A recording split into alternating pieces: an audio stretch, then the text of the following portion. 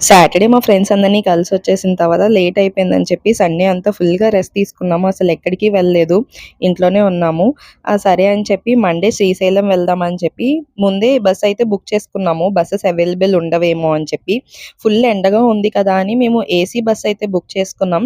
But పొద్దున్న లేచి ready అయ్యి చూసినప్పటికి ఫుల్ వాతావరణం అంతా మారిపోయింది. ఫుల్లుగా వర్షాలు పడుతున్నాయన్నమాట. ఏసీ బస్ ఎందుకురా బాబు బుక్ చేసుకున్నాం అని అనిపించింది. చలేసేసింది విపరీతంగా. దాంతో బస్ ఆల్మోస్ట్ ఖాళీ. ఎంజీ బస్ స్టాప్‌కెళ్ళిన తర్వాత కొంతమంది ఎక్కారు గానీ ఆల్మోస్ట్ బస్ అంతా ఖాళీగానే ఉంది.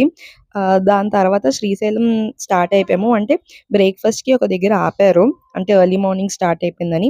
బ్రేక్‌ఫాస్ట్ చేసేసి మేమైతే స్టార్ట్ అయిపోయాము. హైదరాబాద్ టు శ్రీశైలం వెళ్ళే రూట్ మాత్రం చాలా భయంకరంగా ఉంది. ఫుల్ రాళ్ళవి పడిపోయి అది. అండ్ మాకు రిటర్న్ ఎంత కష్టమైందనేది మీకు నేను నెక్స్ట్ వ్లాగ్‌లో షేర్ చేసుకుంటాను.